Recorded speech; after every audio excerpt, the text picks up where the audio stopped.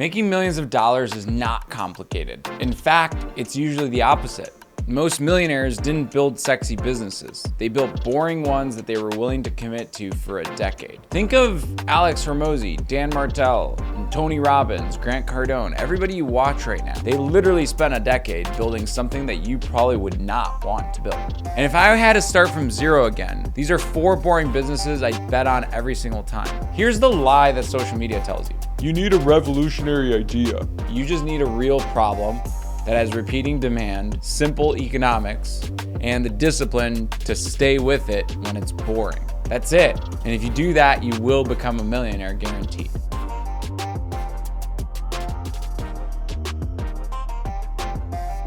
And here's 4 categories that I'd go all in on. Let's start with the first one, which is home services. Water damage restoration, roofing, HVAC, plumbing. This is where most people look down and where real money quietly gets made. I remember telling my mother that I was gonna go into construction with my father and all the negative stigma she had around that. The concept of construction people are at the bottom of the social layer and stuff like that. She literally pictured me being like a fat plumber with a butt crack when I was going back into construction. And the reality is, this is where real money is quietly being made, and I've met thousands of people that have become millionaires within the trades. Now, here's a quick objection I hear all the time that I want to bust. Yeah, but you have to be handy. And the reality is, you don't have to be handy.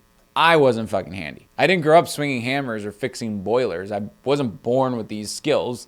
And honestly, I'm not the handiest person in the world. Even now, I don't really enjoy doing the work with my hands, even though I spent a decade doing it. The mistake people make is thinking that the owner has to be the technician. And at the beginning, sure, it's important to also do that, but the owner's real job is to find customers, hire people smarter than them, install process, enforce quality. If you can find people, do something with numbers, and then be ruthless at execution, you can own a home service business. Being handy is optional. Being disciplined is not. Here's why home services work. Homes don't stop breaking. Insurance companies don't disappear.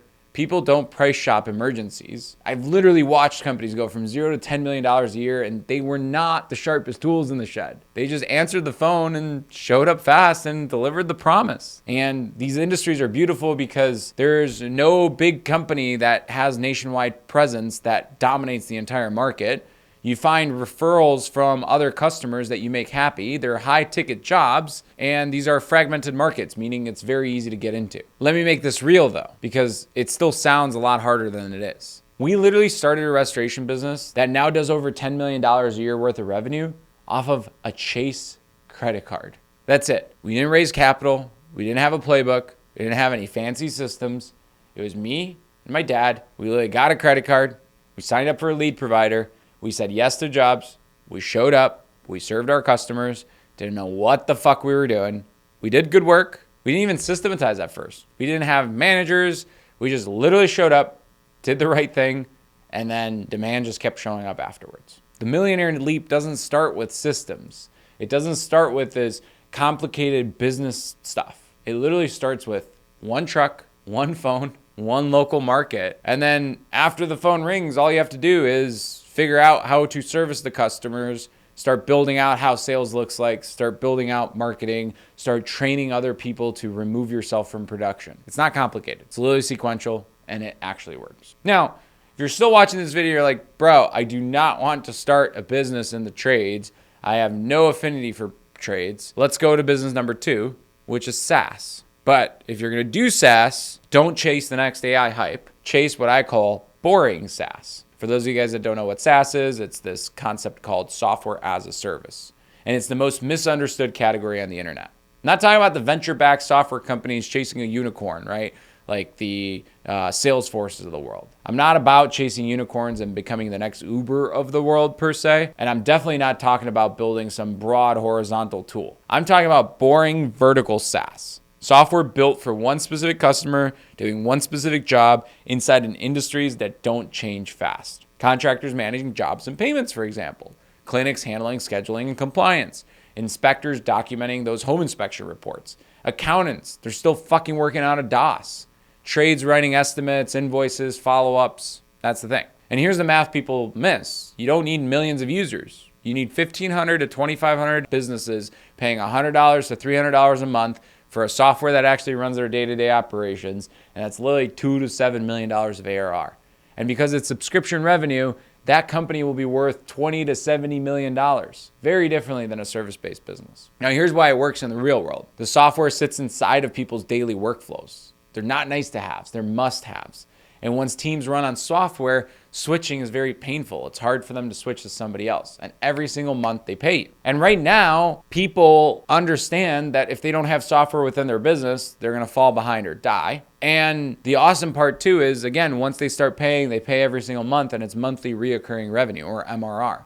And that is predictable. So you'll know every single month how much money you're going to make, and you'll be able to know where to reinvest and how to out-execute your competitors. Now, here's how companies actually get built. You don't start by building everything. You start by solving one painful, expensive problem. So think of something like scheduling, payments, compliance, documentation, reporting.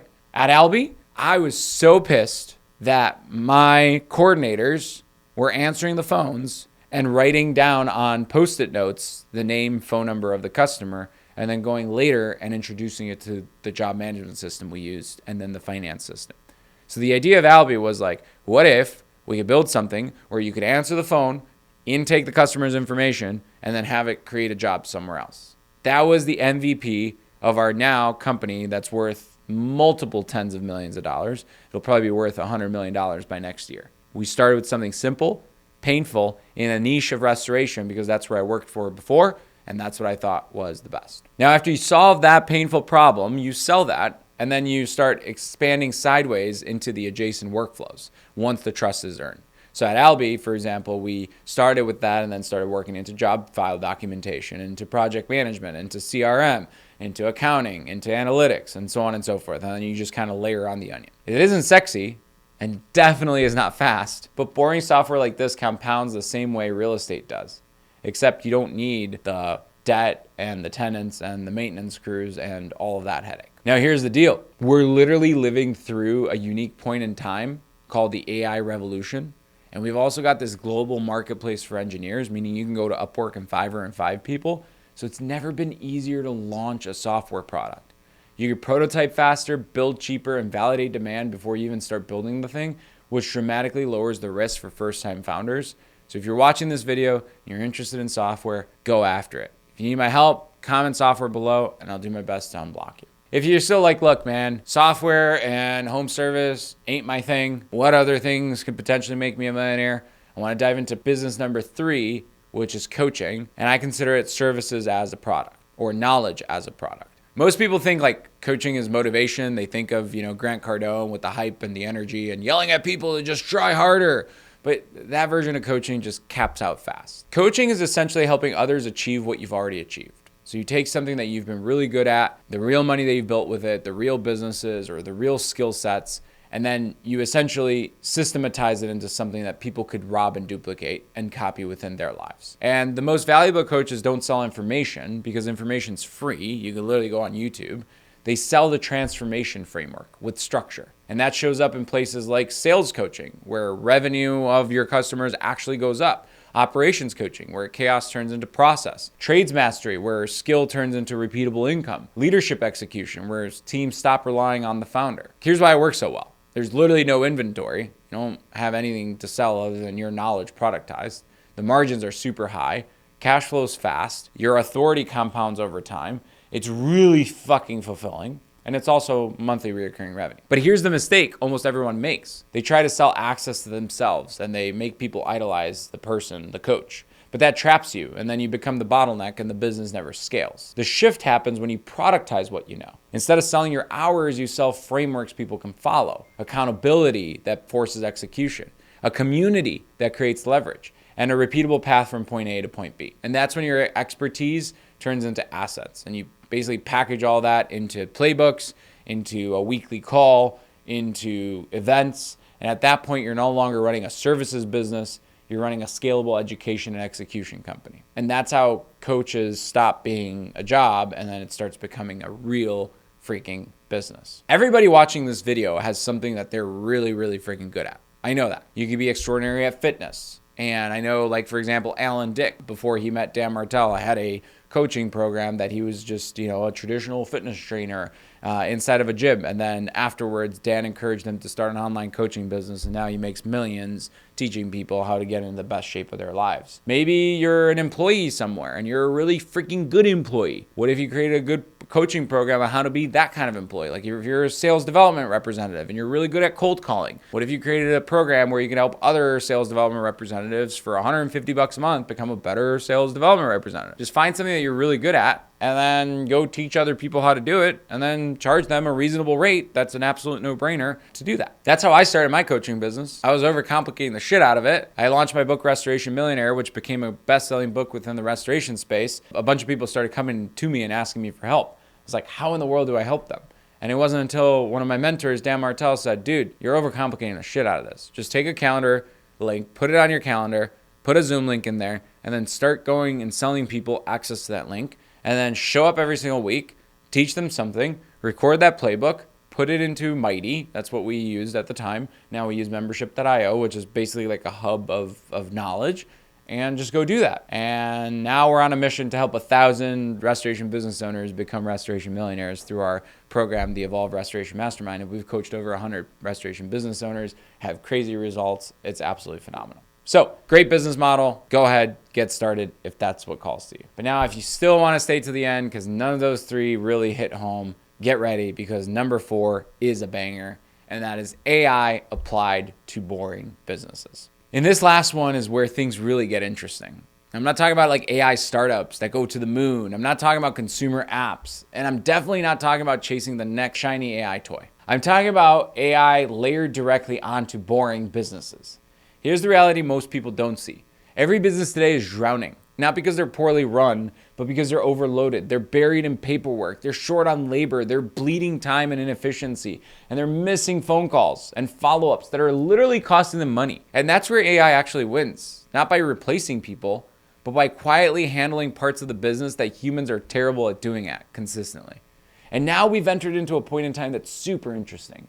Computers now speak human.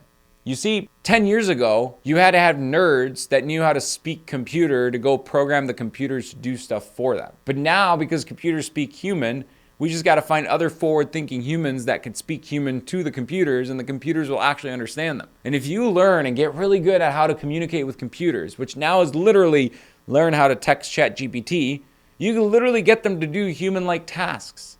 Things like making sure every lead gets followed up on. Things like turning raw data into usable information, reducing admin work that slows teams down, creating leverage without adding headcount. And when AI is applied this way, something powerful happens. The business's team produces more, the owner gets clearer visibility, and the business starts feeling unfairly efficient compared to competitors. And the key insight is the following. The winners won't be AI companies. The winners will be boring operators who use AI better than everyone else. And the ones that integrate it within their workflows early will be so far ahead that everyone else will be forced to play catch up. And an AI consulting agency is essentially a done-for-you service for boring business owners to apply AI.